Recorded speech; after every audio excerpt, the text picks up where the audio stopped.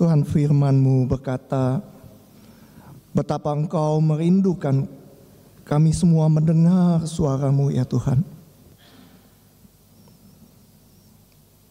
Oleh karena itu ya Tuhan, pagi hari ini kami mau dengar-dengaran suara-Mu. Lembutkan hati kami, tenangkan hati kami, sehingga kami semua bisa mendengar suara-Mu ya Tuhan. Pakai hamba-Mu yang penuh dengan kelemahan untuk menyampaikan kebenaran firman Tuhan ini. Dan Tuhan pakai kami semua supaya hati kami benar-benar siap untuk mendengarkan kebenaran firman Tuhan. Berbicaralah kepada kami ya Tuhan. Kami siap mendengar. Terima kasih Tuhan. Di dalam nama Tuhan Yesus kami berdoa. Amin. Shalom Bapak Ibu. Senang bisa melayani pemberitaan firman Tuhan pada pagi hari ini. Nah, dalam kesempatan hari ini izinkan saya menyampaikan kongsi Sinien Kuai Sinien Mung En gitu ya. Bapak Ibu juga boleh sampaikan kepada kanan kiri Bapak Ibu kongsi Sinien ya. Kongsi Sinien Kuai Sinien Mung En gitu ya. Silakan Bapak Ibu. Ya.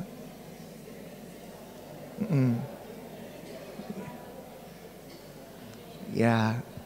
Nah, Bapak Ibu, kita sebagai orang Kristen seharusnya tidak mengucapkan kongsi fakcai ya. Kita sebagai seorang Kristen seharusnya tidak mengucapkan kongsi fakcai gitu ya. Kenapa?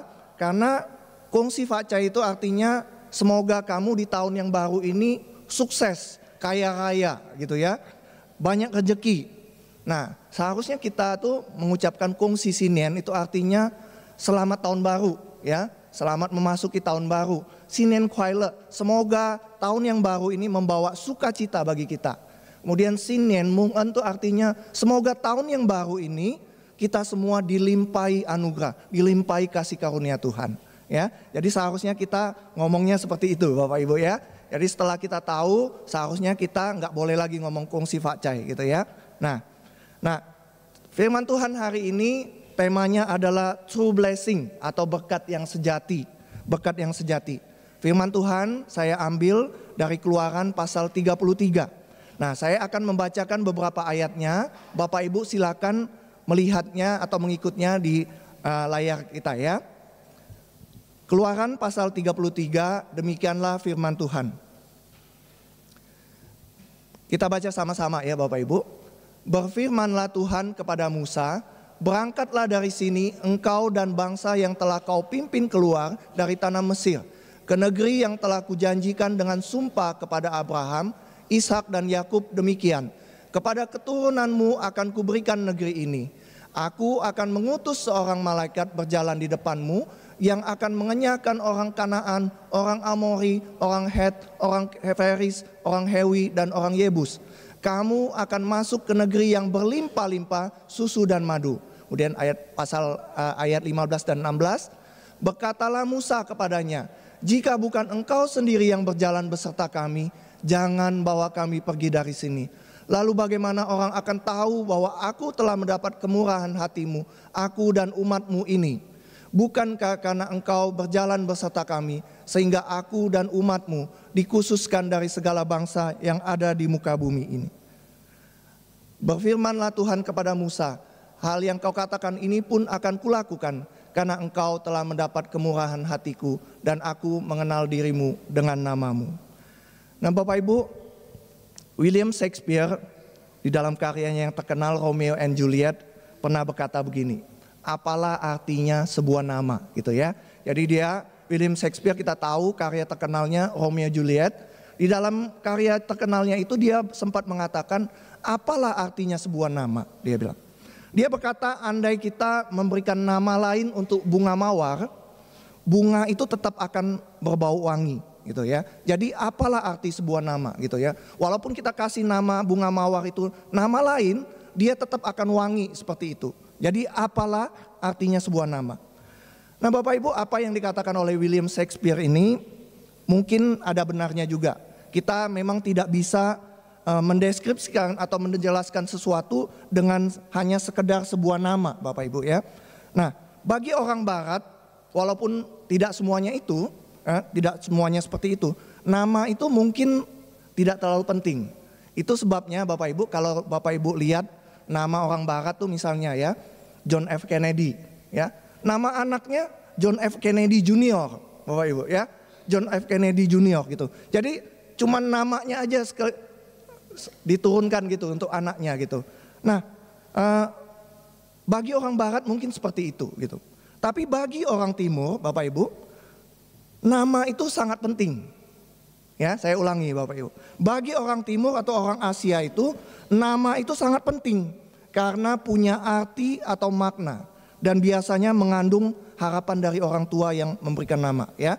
Jadi kita kasih nama itu punya arti dan nama itu mengandung harapan dari orang tua yang memberikan nama. Nah, ini berlaku di hampir semua negara di Asia gitu ya, termasuk di Indonesia, Bapak Ibu. Nah, saya baru menyadari hal ini ya, tentang arti nama dan harapan ini ketika satu kali kami mengalami sebuah pengalaman lucu gitu ya, sewaktu kami dulu tinggal di Jakarta. Nah, satu kali istri saya mengajak saya dan anak-anak pergi makan keluar. Jadi waktu itu dia pengen makan kue tiaw gitu ya. Nah, lalu dia ngomong, yuk kita makan kue tiaw Acai gitu ya. Oke, saya bilang oke, udah. Saya keluarin mobil, saya bawa semua anak-anak, waktu itu anak-anak masih kecil, lalu kami pergi makan gitu. Saya nyetir mobil itu ke tempat makan itu. Akan tapi Bapak Ibu, ketika saya sampai di tempat itu, tempat kue tiaw itu, kue tiaw Acai itu namanya, gitu. Lina langsung ngomong, loh bukan yang ini gitu ya, bukan yang Acai yang ini, tapi Acai yang lain ini ya. Nah Bapak Ibu, di Jakarta, di perumahan tempat kami tinggal itu minimal tuh ada 3 yang namanya Acai Bapak Ibu. Ya, jadi kue tiaw Acai itu di perumahan kami itu ada 3 Bapak Ibu. Nah, kenapa banyak sekali orang yang namanya Acai? Tadi saya bilang karena orang Asia itu memberi nama itu punya maksud gitu ya. Punya maksud, ada harapan-harapan tertentu. Nah Bapak Ibu tahu nggak? Acai itu berasal dari kata yang sama dari kongsi fak cai itu tadi ya. Kongsi fak cai itu. Nah, jadi kata cai itu artinya kekayaan atau harta benda gitu. Jadi fak cai itu artinya semoga kamu tuh kaya raya gitu ya, sukses, diberkati gitu ya. Nah, jadi waktu ngomong kongsi fak cai tadi, semoga kamu jadi kaya raya. Nah, itu sebabnya Bapak Ibu kenapa banyak orang yang Chinese yang namanya Acai gitu. Karena banyak orang Tionghoa yang memberi nama tersebut kepada anaknya berharap ya, tadi ada harapan tertentu, berharap anaknya nanti suatu hari jadi orang berhasil dan kaya raya.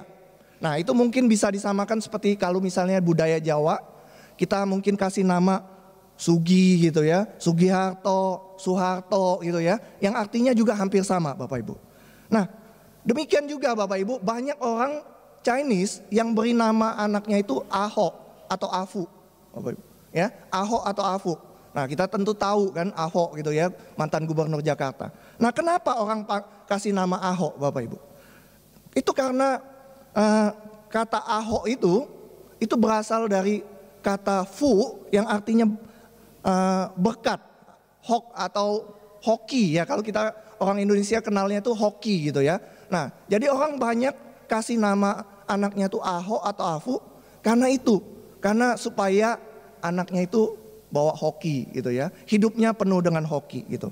Nah Bapak Ibu, kalau kita lihat dari beberapa nama ini ya, kita bisa melihat bahwa orientasi orang Tionghoa itu memang tidak bisa dipungkiri, kebanyakan adalah uang dan berkat materi gitu ya. Saya orang Tionghoa juga gitu ya.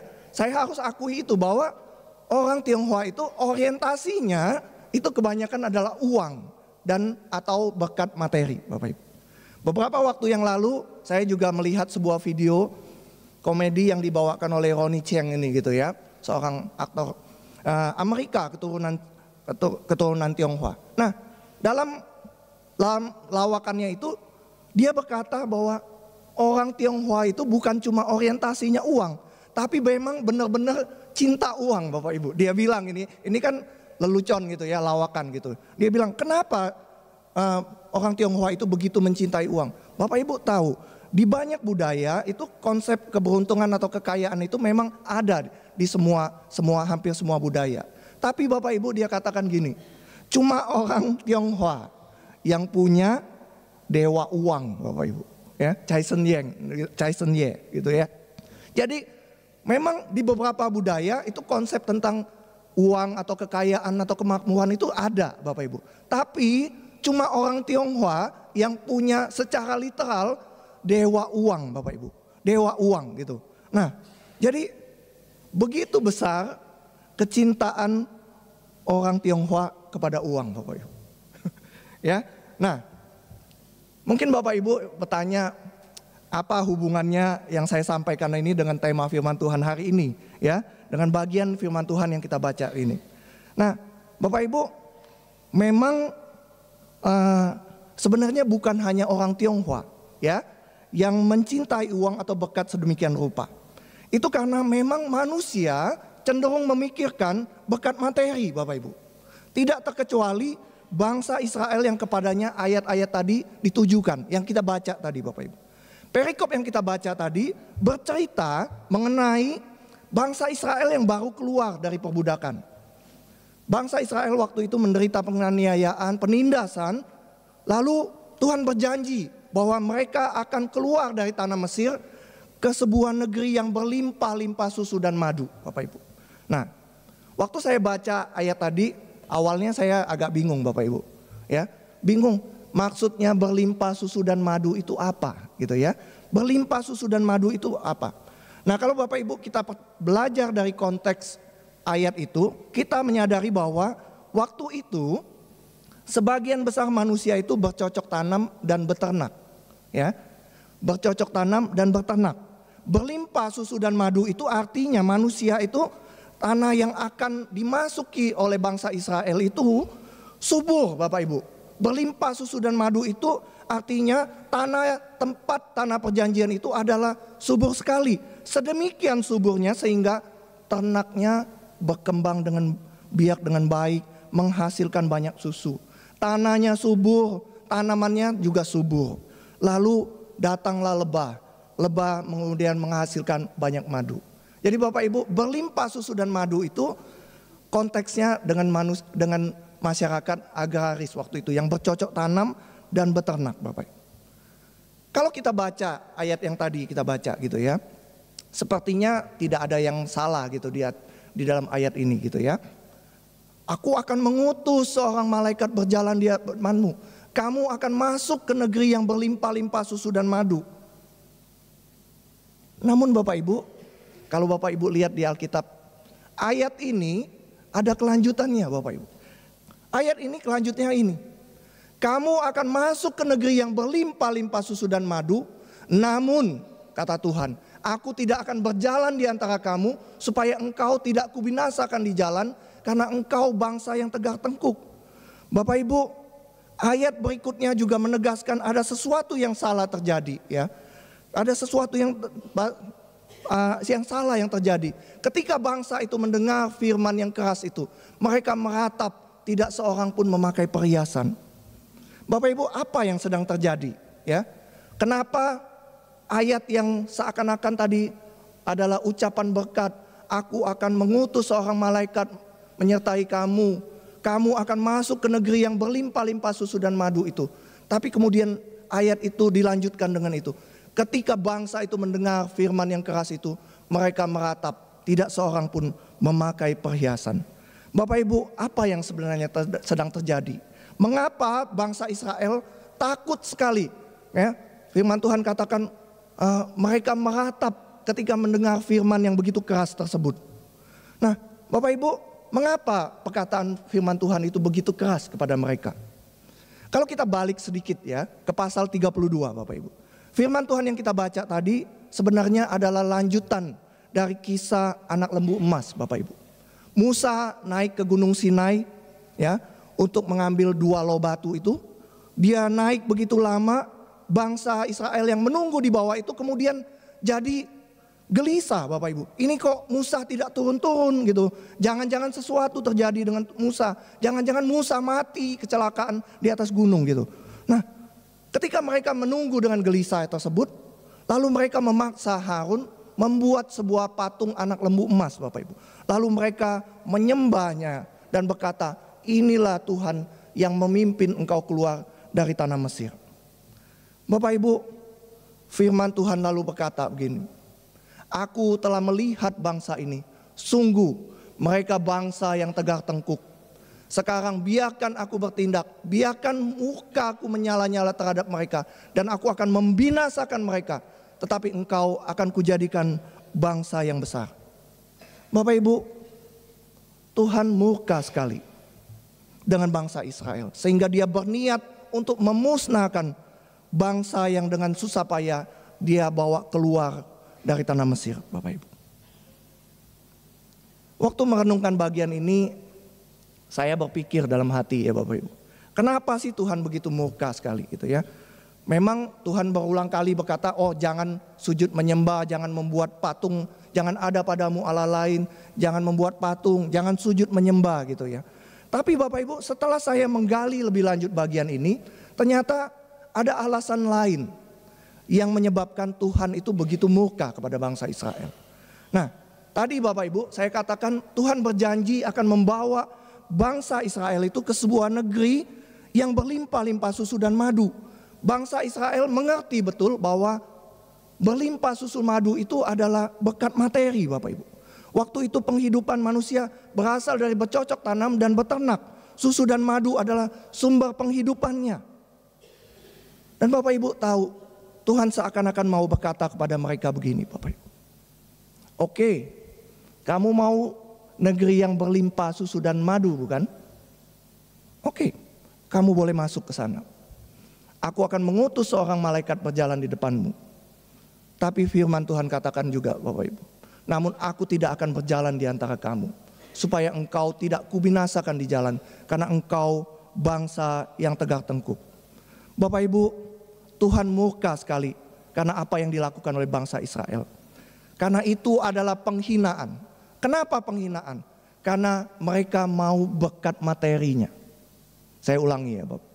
Karena mereka mau berkat materinya, tetapi tidak mau Tuhannya Bapak Ibu. Mereka mau tanah yang berlimpah susu dan madu itu, tetapi mereka tidak mau Tuhannya. Mereka mau mendapat berkatnya, tapi mereka melupakan sang pemberi berkat itu sendiri Bapak Ibu. Mereka memilih berkat materinya daripada sang pemberi berkat. Tapi firman Tuhan katakan juga bahwa mereka akhirnya sadar kalau mereka sudah memilih berkat-berkat materi daripada sang pemberi berkat. Ironisnya Bapak Ibu, orang Kristen saat ini pun juga banyak melakukan kesalahan yang sama. Sama seperti bangsa Israel yang Tuhan bebaskan dari perbudakan Mesir. Tuhan Yesus juga menebus kita semua dari perbudakan dosa Bapak Ibu. Dia mati di atas kayu salib supaya kita semua dibebaskan dari perbudakan dosa. Sama seperti bangsa Israel tadi yang dibebaskan dari perbudakan Mesir. Nah, firman Tuhan juga katakan gini Bapak Ibu. Aku datang supaya mereka mempunyai hidup dan mempunyai dalam segala kelimpahan.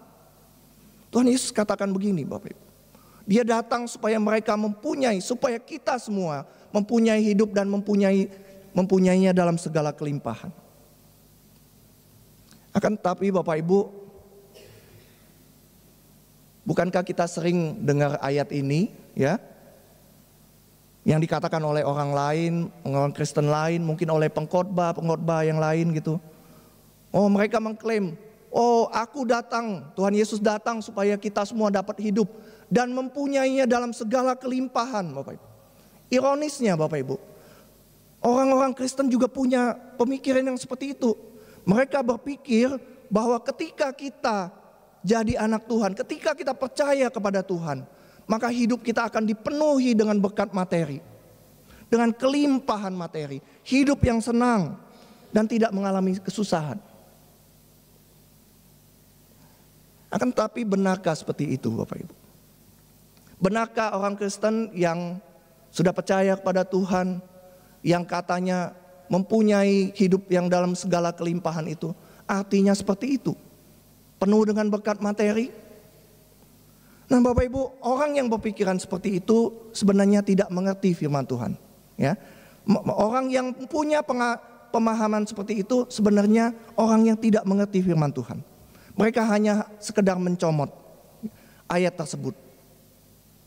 Mereka salah menafsirkan ayat ini Bapak Ibu. Nah, saya coba jelaskan ya arti ayat ini Bapak Ibu. Bapak Ibu, Alkitab kita Perjanjian Baru itu ditulis dalam bahasa Yunani gitu ya. Nah, Bapak Ibu, kata hidup itu dalam bahasa Yunani ada dua kata Bapak Ibu. Kata Yunani yang dipakai untuk kata hidup itu ada dua Bapak Ibu. Kata yang pertama itu adalah bios. Bios ya. Nah, kita tahu biologi gitu ya Bapak Ibu. Biologi itu artinya asal katanya dari bios dan logos Bapak Ibu. Bios itu hidup, logos itu ilmu. Ilmu yang mempelajari tentang makhluk hidup. Nah Bapak Ibu, tapi ada kata yang kedua.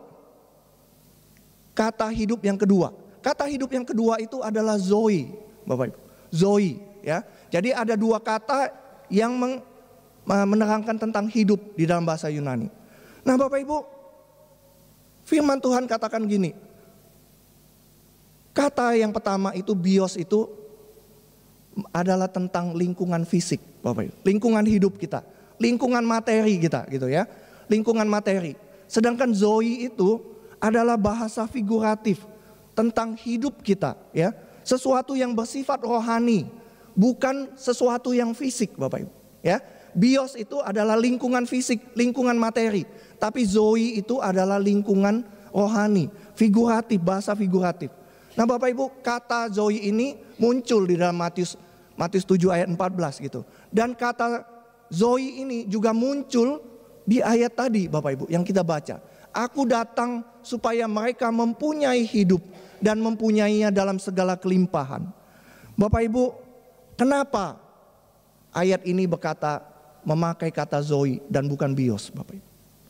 Itu karena yang dimaksudkan Tuhan Yesus adalah ketika kita percaya hidup berkelimpahan itu adalah hidup berkelimpahan secara rohani dan bukan secara materi. Walaupun dia juga berjanji untuk memelihara kita secara materi. Bapak Ibu, seharusnya kita sebagai orang Kristen memiliki pemahaman yang benar tentang berkat itu. Ya, memiliki pemahaman yang benar tentang berkat itu. Berkat itu adalah berkat rohani yang dimaksudkan oleh Tuhan Yesus. Bapak Ibu, di dalam kesempatan ibadah tahun baru Imlek ini, saya mau mengajak Anda juga untuk melihat sesuatu yang unik dan menarik tentang kata atau huruf Chinese gitu ya. Bagi Bapak Ibu yang belum tahu, bahasa Cina itu huruf-hurufnya itu adalah huruf piktogram Bapak Ibu. Ya, huruf-huruf piktogram. Maksudnya apa? Jadi huruf-huruf itu sebenarnya adalah simbol atau bahasa atau gambar sederhana yang melambangkan sesuatu. Nah Bapak Ibu bisa lihat ya. Jadi misalnya itu gunung gitu ya, mountain. Ada lambang gunung gitu ya. Lalu disederhanakan, kemudian jadi tulisan, kemudian jadi tulisan lagi yang lebih disederhanakan. Jadi sebenarnya sebagian besar kata atau huruf di dalam bahasa Cina itu adalah gambar Bapak Ibu yang melambangkan sesuatu. Nah kemudian ada dua macam huruf di dalam bahasa Cina gitu ya, yaitu tradisional dan simplified. Tradisional itu adalah huruf-huruf tradisional yang lama. Huruf-huruf tradisional yang lama itu banyak goresannya Bapak Ibu ya, banyak goresannya. Nah kemudian karena terlalu banyak goresannya, lalu pemerintah Cina kemudian menyederhanakannya jadi kata yang sederhana, simplified ya. Jadi ada dua, simplified dan tradisional. Tradisional itu terlalu banyak goresannya, terlalu banyak stroke-nya, kemudian disederhanakan jadi simplified, lebih sedikit stroke-nya. Tapi Bapak Ibu, kebanyakan huruf-huruf Chinese tadi mengandung arti yang mendalam Bapak Ibu. Banyak sekali huruf Chinese yang mempunyai makna yang dalam. Banyak huruf itu mencerminkan konsep teologis atau nilai-nilai rohani dalam sistem tulisannya Bapak Ibu. Nah, saya kasih contoh misalnya ya. Kata cuan gitu ya, kapal. Bapak Ibu tahu kata cuan itu kalau dipecah ya, ini piktogram gitu ya. Kalau dipecah itu terdiri dari perahu, delapan dan mulut Bapak Ibu ya. Dan ini menyangkut tentang Nabi Nuh Bapak Ibu ya. Jadi ada sejarahnya gitu ya. Nah, kemudian kata kebenaran gitu ya. Kebenaran itu Bapak Ibu tahu, kata kebenaran itu kalau dipecah itu ada huruf domba di atasnya, kemudian di bawahnya itu adalah huruf aku ya. Jadi kata-kata di dalam bahasa Cina itu mengandung arti yang mendalam karena dia merupakan gambar atau lambang dari sesuatu yang hendak disampaikan Bapak Ibu. Jadi orang Tionghoa itu punya konsep teologis yang sama dengan kita orang Kristen sebelum mereka dipengaruhi oleh filsafat Konghucu, Tao dan Buddhisme Bapak Ibu. Nah, saya mau mengajak Bapak Ibu untuk melihat satu huruf ini yang paling sering keluar pada waktu Imlek. Ya, Bapak Ibu lihat ya, di mana-mana itu kalau Bapak Ibu perhatikan ada satu huruf ini. Nah, huruf ini adalah huruf Fu tadi ya, Ho tadi ya, hoki tadi saya bilang tadi. Ya, jadi huruf ini selalu muncul di dalam setiap perayaan Imlek Bapak Ibu. Setiap kali kita merayakan Imlek, ini huruf ini muncul di angpau. Nanti Bapak Ibu lihat ya, kalau ada angpau Bapak Ibu lihat di hiasan-hiasan Imlek, di lampion, ditempel di pintu gitu. Walaupun saat ini sudah zaman digital, kita juga sering melihat atau melihat orang kirim ucapan itu pakai huruf ini Bapak Ibu. Nah, Bapak Ibu, di gereja huruf ini juga biasanya dijadikan bagian dari dekorasi. Nah Bapak Ibu, huruf ini artinya hoki, good fortune, nasib baik gitu. Orang Kristen biasanya menerjemahkan kata ini sebagai berkat. Nah, ada tujuannya Bapak Ibu. Kenapa orang Tionghoa memasang huruf ini? Mereka memasang huruf ini dengan sebuah harapan bahwa di tahun yang baru, tahun yang akan datang ini membawa nasib baik atau hoki yang baik buat mereka. Membawa keberuntungan, keuntungan materi yang besar bagi mereka. Namun ada satu hal yang menarik dari kata ho ini Bapak Ibu ya.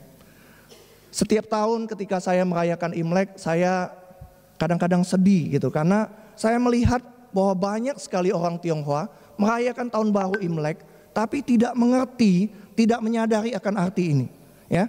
Nah, sewaktu saya mempersiapkan khotbah ini, saya mencari beberapa sumber, membaca beberapa sumber ya. Dan Bapak Ibu tahu, saya mendapati sesuatu yang dalam sekali maknanya dari kata tersebut. Kata ini, kata fu ini bisa dibagi dua bagian Bapak Ibu. Ya, sebelah kiri dan sebelah kanan. Ya, kata fu ini bisa dibagi dua bagian menjadi sebelah kiri dan sebelah kanan. Nah Bapak Ibu tahu, yang sebelah kanan itu mengandung radikal Allah atau sen gitu ya, Tuhan gitu. Nah, bagian yang kedua, sebelah kanannya itu ada kata satu mulut sawah ya. Saya ulangi Bapak Ibu ya. Kata fu itu bisa dibagi dua bagian. Sebelah kirinya itu sen, Tuhan. Sebelah kanannya itu mengandung i, kou sama tian gitu ya. Satu mulut dan sawah Bapak Ibu. Satu mulut itu biasanya melambangkan satu orang manusia ya. Satu mulut ya. Biasanya kalau di dalam huruf Cina itu satu mulut itu selalu melambangkan seorang manusia. Nah, sedangkan sawah, tadi saya katakan orang zaman dulu itu adalah masyarakat agraris. Sawah itu melambangkan pekerjaannya. Sawah itu melambangkan harta, ya. Jadi kalau orang punya sawah itu berarti dia punya harta gitu. Nah, jadi satu mulut itu melambangkan satu orang manusia. Sawah itu melambangkan pekerjaan atau harta yang dimiliki oleh seorang manusia. Nah Bapak Ibu tahu, kata fu ini mengandung arti yang sangat dalam. Kata ini mempunyai arti bahwa berkat yang sejati, saya ulangi ya Bapak Ibu. Berkat yang sejati adalah ketika Tuhan menyertai satu orang dan apa yang dia kerjakan atau dia miliki. Ya, Bapak Ibu. Kata fu ini, berkat yang sejati itu sesungguhnya adalah ketika Tuhan menyertai seseorang dan menyertai apa yang dia kerjakan dan apa yang dia lakukan. Bapak. Berkat yang sesungguhnya, Bapak. Berkat yang sejati adalah ketika Tuhan menyertai seorang manusia dan apa yang dimiliki atau dikerjakannya. Itu makna yang sesungguhnya dari kata fu ini, Bapak. Bapak, mari kita masuk dalam sikap doa.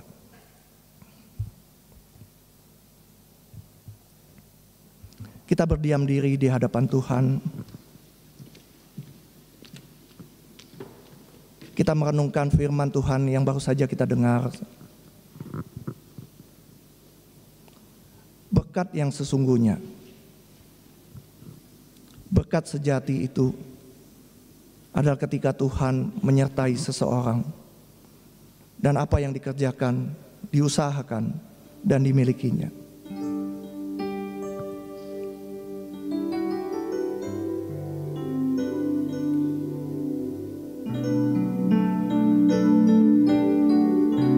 Singer akan menyanyikan sebuah lagu untuk kita.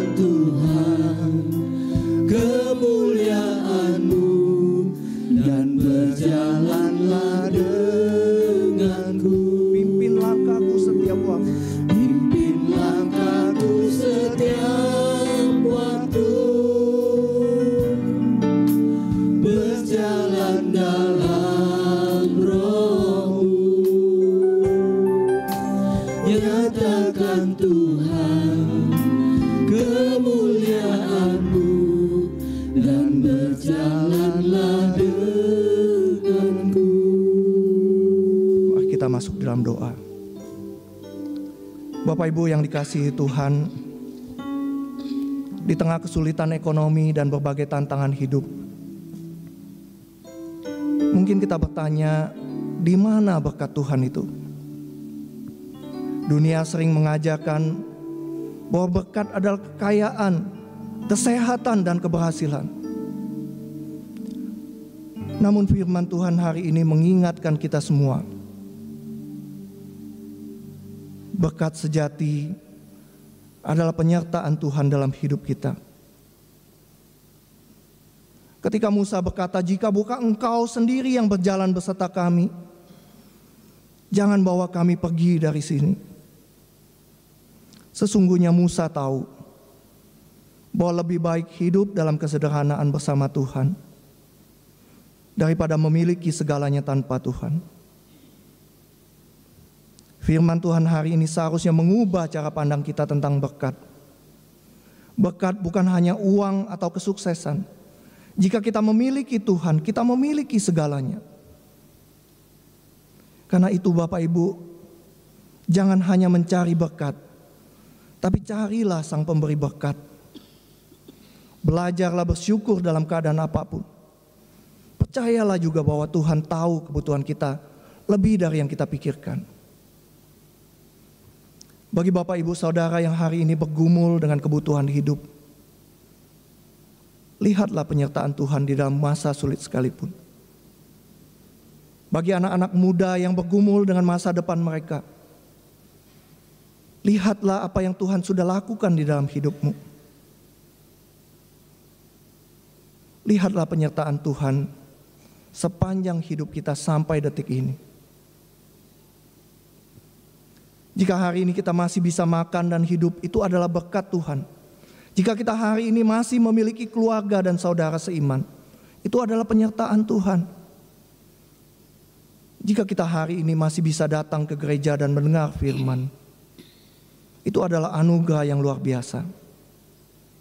Oleh karena itu Bapak Ibu, tetaplah berharap pada Tuhan. Jangan takut menghadapi masa depan. Tuhan tidak pernah meninggalkan kita.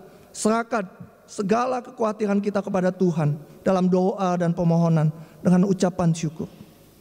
Percayalah bahwa Tuhan akan mencukupkan segala keperluan kita. Mari kita melangkah dengan iman, bukan dengan ketakutan. Berkat terbesar adalah Tuhan sendiri yang menyertai kita.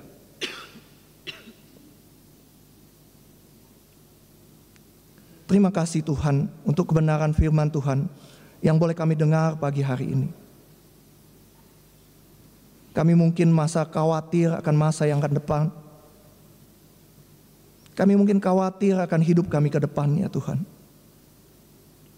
Tapi firman Tuhan pagi hari ini mengingatkan kami bahwa hidup kami sebenarnya diberkati oleh Tuhan. Diberkati dengan penyertaan Tuhan selama kami hidup. Dan biarlah kami boleh menyerahkan segala kekhawatiran kami kepada Tuhan yang memelihara hidup kami. Terima kasih Tuhan. Di dalam nama Tuhan Yesus kami berdoa.